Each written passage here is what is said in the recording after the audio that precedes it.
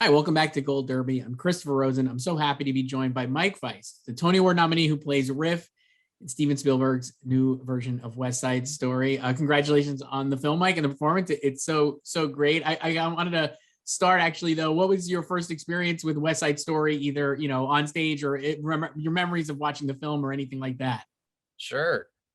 Well, thanks for having me. I grew up watching old MGM films. I grew up watching Fred Astaire, Ginger Rogers. Gene Kelly really was a big hero of mine. And Singing in the Rain was one of the movies that I forced my parents to get me into dance class and community theater and children's theater and things like that. And West Side was among one of those films for sure. I remember being in my basement and watching that movie and thinking, these guys are great. I want to be a Jet. Who doesn't want to be a Jet? That original film, it's inspiring and wonderful, really magical to watch. It's great. So it's so great. I rewatched it before watching the new version as well, and it remains Yeah. great. But I think the thing I loved, this new version is so incredible, and like the way it's updated and stuff is so great. And I think with all the characters, it's tweaked and recontextualized for like a modern perspective. I guess with Riff, incredibly memorable. Russ Tamblyn played him obviously in the film, but like when you were cast and stuff, like what was your take on Riff and like what you wanted to bring, I guess, to the character and then also your performance? Sure. Well, it's always one of those things. It can be very daunting, and I think it was to be handed this role because of Russ. Truthfully, and at least for me and a lot of theater people and other people that have seen the original film are very familiar with Russ's performance and the film in general. But at the end of the day, I'm not Russ Tamblyn. I can't do what Russ Tamblyn does. Russ is singular, man. He's magnetic and singular and wonderful, and also like very healthy and well at the moment. He's finished writing a book. We were talking on the red carpet. He's doing great. So I don't know. It was really joyous to kind of get to hang out with him a little bit. But the truth is that in terms of working on this West Side Story and Steven's West Side Story and Tony's West Side Story, you kind of have to do your best to just block that from your mind as if that doesn't exist and start fresh and go back to the text, go back to the to square one. And so I started immediately and I had coffee with Tony Kushner because at this point, once I had gotten cast in the role, I had been in rehearsals, solely dance rehearsals for a while, and we mostly were just getting us into shape, quite frankly, is the truth of the matter. We were killing time until we could dance well enough to start, doing stuff. So I met with Tony over coffee and just let him speak and just tried my best to listen to what he was going after and what he wanted to do and say. And he really took it all the way back to Shakespeare and Mercutio's relationship to Romeo, what that love relationship was, how, that brotherhood, that friendship. And Tony kept talking about the betrayal that Riff is feeling or potentially feeling, because the great thing about Tony is he doesn't ever tell you how to feel, you know what I mean? He just kind of talks to you about, here's this guy who was Riff's best friend, and not just Riff's best friend, but also was the leader of the Jets. The biggest thing was that Tony was the leader of the Jets, and he nearly killed this young man, and then he was sent to prison.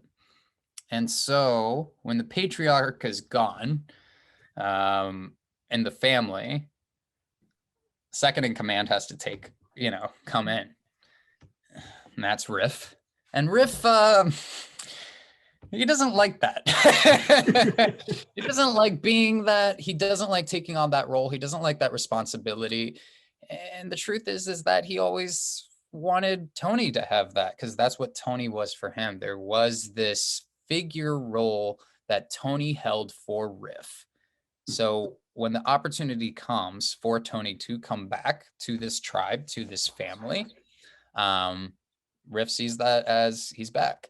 That's great. Right. It'll go right back to the way things were, and everything will be great again. But, you know, we realize that Tony is actively trying to be different. He's trying to change. He's trying to be a better person.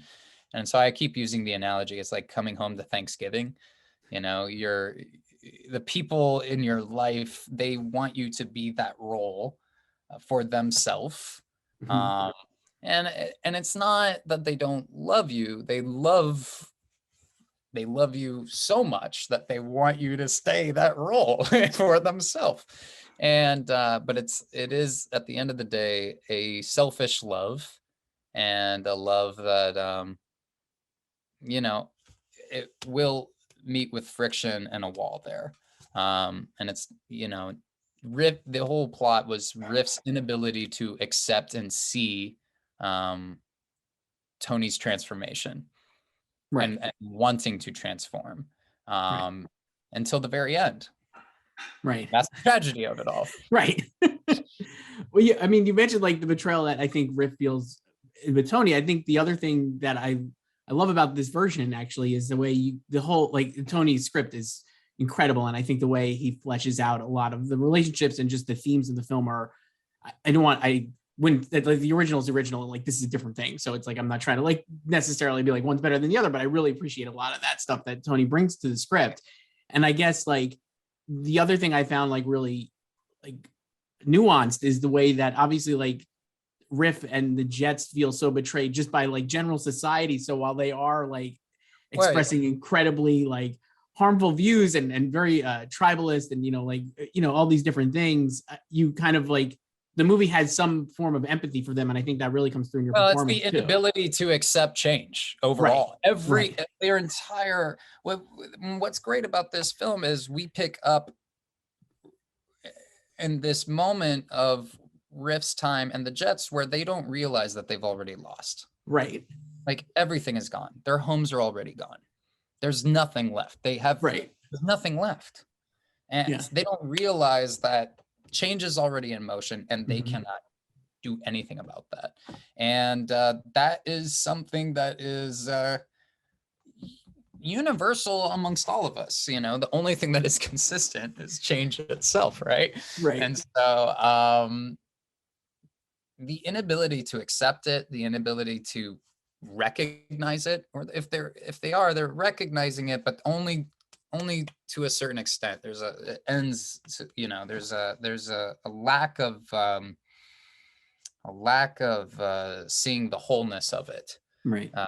And it's just that thing, you know, we all want to try to hold on to the best moments of our life, and change is hard, and it's uncomfortable, and sometimes it actually hurts. It really hurts. And I think it's hurting. It's hurting Riff, and it's hurting the Jets, and they just don't know what to do about it all. Right. And so that's where that empathy comes in, because we all do that. We all go through that. That's life. Yeah. You mentioned Riff being a reluctant leader of the Jets. I guess for you, like you mentioned earlier, you talked about like the training and stuff. Did you take on like a leadership role with the troop of Jets in the film, and like what was that like for you? Yeah, I did. There came a moment, we had been in rehearsal. There was a pre-rehearsal, which was really mostly for Ansel and I to get our stuff together. And then we started rehearsals with everybody, and that was about a month later. And finally, all the Jets were there for that first day. And I just kind of knew this is going to be a little different. This isn't a normal movie set. I have to step in here kind of and do something. Because one, I wanted to create an environment for all of us. I wanted to actually create a family, a brotherhood. a tribe. And two, we were working with guys that had never done anything like this before. So it's not I took them out. So we went and got beers. So after the first day of rehearsal, we went and got beers, and we're hanging out, and we're all getting to know each other and chit-chatting. And then I said to them, I stopped and I said, okay, from here on out, this is our version. This is not, we're not going back to another version. We're starting new here, and this is your story. So one of the things I put into motion right there was something that I called Jetivities. Okay. Is what I called them. And it was fun. I had to make it fun, you know? A good pun. It's a great pun. Yeah. So I put into motion these things called Jetivities, where every single jet got to choose an activity, and regardless of what it was, we all had to do it. And we did a lot of things that summer. That's awesome. We did a lot of things that summer, and it was, I know for all of us, Jets and Sharks included, it was, I'll say this. There wasn't a single day that we were not all together. We really bonded as brothers. Just like Steven led in the sense of letting us bring what we had to offer to the camera, I felt like it was my job to let them bring what they had to offer. It wasn't ever my job to scold them or, you know, say, don't do this, do that kind of a thing. That was never the case. I wanted everyone to feel like they were connected. There was this interconnective tissue amongst all of us. And those boys, they went above and beyond, and I'm so proud of them. Like I would not have been able to do what I did unless they showed up and done what they had done. Right. And we did it together. And it was special, man. And it's one of those things where it was truly immersive in that way of that was it. That was the family. Right. So much so that I'll tell a quick story. I know we don't have time, but go for it. We had just finished shooting Cool. It's the fourth day of shooting. So we shot the basement scene on day 1, and then day 2, 3, 4 was shooting Cool on the pier. So fourth day of shoot. Yeah, my body's broken. I'm done. We had been rehearsing for 4 months. We just shot this. Anyhow, so it's the fourth day of shooting Cool. And Harrison Cole, who's one of the Jets, he plays numbers, was in that with us. And along the way, he was telling us kind of these stories about his dad who had just passed away not too long ago. And he has these connections to Jerry Robbins and the original Broadway choreography. I think he maybe performed it at Lincoln Center. And he has this historical background to the original choreography. Harrison is a dancer for the New York City Ballet. And on the last day of shooting Cool, Harrison brought his dad's ashes with him. And we were on the East River there. We had just finished. And it was the 4 Jets, Ansel and I, had been working on this number for literally 4 months. Rehearsing it over and over and over again, sculpting it, creating it, working with Justin and Patricia and Craig Solstein to get this thing exactly how we wanted it. So for us, this was a real marathon, and it was 4th day of shooting. It was the beginning of something new, but we had just finished everything that we had been working on and towards. And so Harrison had brought his father's ashes, and he asked if we could sing the Jet song. And after doing so, release his dad's ashes into the East River. And so we did. And, we just held him and hugged him as he released his dad's ashes. And it's something like, the fact that he wanted to share that with us, it goes to show you, I think, what all of this really meant to all of, you know, what it meant for us to be involved with this and to do it together in that way. It was a once in a lifetime experience for sure. I mean, like, that's an amazing story. Thank you for sharing that. And like, Yeah. also just in general, like, I'm not, I mean, it comes across so much on the screen. Like you said, like, I think the relationship between the Jets and like the chemistry and the camaraderie is so apparent there. And then just obviously with the whole cast. And I've seen like you guys seemingly in all the Q&As and red carpets in real life are also very, there's a lot of camaraderie there and affection as well. And I think that people are noticing that, I think, when they're watching the film. You know, it's like hard to not notice that. And that's what makes it really, yeah, it was really something that, you know, we, like I said, we all grew up with this movie. Yeah. Everyone approached this material and making of this movie with a great deal of love and respect for what was, and wanted to keep it alive, is the truth of the matter, you know, is this is such an important story that it has to keep getting told over and over again. Right. And it has to be, you know, told in different ways and with different people. And I think just that reverie and that respect and love, it just, every single thing that we did, it came from that place. And, you know, I think, look, it's why we do what we do. I kind of always say we're the lucky ones because we get to really do what we love to do. And as long as it's coming from that place, right. Yeah.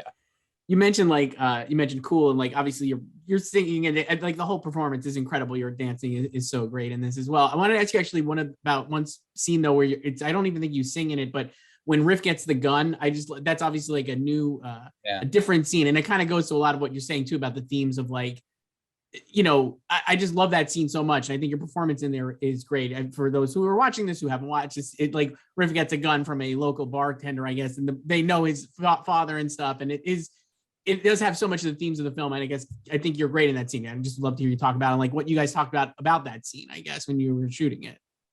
Yeah, I mean, it is, it's the one standalone scene besides Cool. Cool was incorporated as just a different take on the number. Right. But in terms of new scenes, this really was its own standalone new scene that never existed in a version of West Side Story, to my knowledge, a stage version before, that Tony added. We needed to do a couple things with the scene. We needed to get the gun somehow. We needed to introduce the character of the gun. And we got a little taste of backstory of Riff. And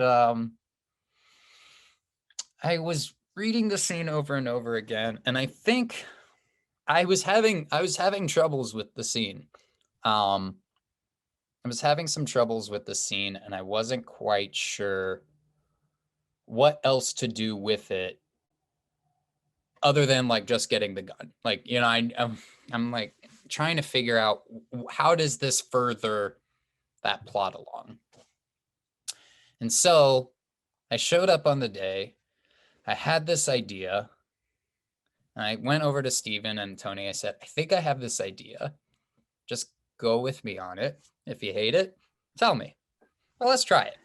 And Jamie Harris, is a wonderful actor who played the bartender, is you know, pointing the gun at Riff. And there's that moment where Riff like puts his head to the barrel of the gun and he says, you might as well. And they say, cut. That's great. We love it. And so that moment, it was my idea. I was not sure if they were going to like it or not. But they loved it. So we went with it. And that was the thing. And I thought, you know, we're talking more as I could go on and on and on and talk about the history and, you know, all of the things that I decided to do and why I decided to do it and where I got these ideas from and yada, yada, yada. There's too much because it was such a long time of really figuring all this stuff out, which is great, lovely. But I wanted to introduce that idea of the nihilism with it all, which I think is kind of there, but that's the real moment where you realize just how serious Riff is about it all. And it was always important to me that every single thing that he is doing is to keep the family together. And he will die trying to do that. Right. And but there is this sense of just kind of, who cares about tomorrow? Right. And like that's where, fatalism, yeah, totally. Yeah. And you see that, and as I was doing research, you see that so clearly in those Bruce Davidson photos that I keep talking about. And there's Bruce Davidson photos that were shot in 1959. They came out, I think, in 1998 is when they were actually published. But these Bruce Davidson photos, Brooklyn Gangs, it just oozes that nihilism, you know, aspect of it. You can't help but ignore it. You can't help but see that these are a group of people that cannot see beyond today, and they don't really care to because the opportunities aren't there. And right. you know, for Riff and the Jets, like I said, they don't realize that they've already lost and they have to choose a different way, but they're just so rooted in the way that they've been operating for so long that the change now, it'll kill them, and they know it. Right. They might as well. It's just incredible. So I mean, like, I obviously mentioned like a once in a lifetime opportunity, certainly doing this, and like how, but I mean, like getting to do it with Steven Spielberg, I guess, and it sounds like obviously he was very open to collaboration. I mean, was that like beyond your expectations, or like working with him? Or yeah, it was beyond my expectations. I was in fear that he would be, you know, not you know, a dictator. Yeah. And I thought the whole thing would be, you know, Hollywood, overproduced. We're an actor. You're just a prop. And I come from the theater. We don't really operate that way. You know, so I was nervous about it. I really was, because this was my first big feature film. It was a Hollywood movie. And I was nervous that I was just going to be a moving prop. And it was totally the opposite. Steven immediately wanted to hear every thought and chasm of a thought that I maybe had, you know, and he wanted those ideas. He wanted you to show up and like bring those ideas, because that's what it is, you know, and that's what it should be. It's you, if you hire the right people to do the job, they're going to show up and they're going to contribute something to it. And you know, it's about finding, it's alchemy. You're figuring this out together, and everyone's operating at, you know, in their position at the highest caliber. And if one piece is not doing that, you know, kind of the whole thing, that's when it starts to fall apart.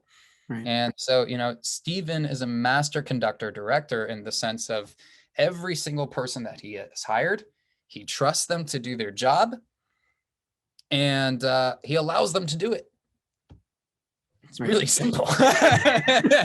But holy crap, when it works, man, it works. And that, like, every single person, we're talking about, you know, Judy Chin, who did the makeup. I could not have done this without Judy. I could not have done this without Paul Taswell. Like, these people are masters in their craft. They are artists. They have something to say and contribute. And if you let them do it, right, magic. I mean, and it's, I think that, like you said, like the proof is on screen, because I think you could see that from every aspect of this film is so thought out and like well done, and like at the top of its game. It's just like really is something like, remarkable. It is amazing, amazing, amazing. You know, these people are just so good at their craft. Yeah. And I mean, it's a privilege to have been able to like collaborate. Yeah. And figure it out with all these people, man, because they are just so good at their craft. Awesome. And I know we have to wrap up, so I thank you again for the time. And we were talking about this, I mentioned this briefly before we even started recording, like your performance is great. You're really good in the film. A lot of the reviews and like responses to the film have really singled out your performance, and obviously like that's got to feel gratifying. But I guess has there been feedback that you've gotten that you're like are holding most dear, or something that maybe like, you know, beyond like a critical response or something about the performance, because you are so good at it. I just love to hear. Yeah. The truth is that I don't know any details. I haven't been looking. I Okay. stay away from it all because like my job is to just, for better or worse, like I just have to protect my headspace and like stay away from the whole thing. And I have to go on and just like live my life and, you know, work towards the next thing, and just, you know, I can't handle it. For me, I can't handle it. If you say something nice to me, I'm not going to be able to handle it. But it's lovely, you know, but that's just who I am. I'm just Right. like, you know, so I haven't heard anything specific to answer your question. I've talked to friends though, and I've talked to good friends from, you know, high school theater, you know, and who've known me, you know, who really know me. And man, I don't know. Okay. My very good friend, Will Rowland, and my very good friend, Alex Boniello, they both said to me that after they had seen the film, I think they're being crazy, but they really felt like there was no one else that could have done this role. And I'm like, well, there's plenty of other people that could have done this role. That's not true. But, you know, they know me and they know kind of what my skill sets are, and they know how I kind of operate in terms of what my particular brand of crazy is. And, you know, they're just, were saying like, you know, it's one of those rare things. And, you know, you feel that a little bit in just of the sense of, this shoe fits, and that's rare when the shoe fits so Right. perfectly. Right. Yeah. And so you're like, you run with it and you have fun doing it. And, yeah, it's a special moment. And, you know, it was an amazing time making that movie. And with those people, really, like, it was amazing to work with those people and have that experience. Yeah. And it will always be something that I cherish. It changed me in the sense of how I approach work. It changed me in the sense of what I'm trying to get at with material. And at the end of the day, it's all about the experience, because, you know, the end product, people like it, people hate it. Okay. But, you know, as long as you're doing it from that place of love, like I said, Yeah. you're gonna be okay. Well, it's great work. I will not compliment you any further. We can wrap up here. But Mike Faist, nothing nice to say anymore. Mike Faist plays Riff in Steven Spielberg's West Side Story in theaters now. Thank you so much, Mike. I appreciate it. Thank you, man. Yeah, appreciate you. Thanks. Thanks.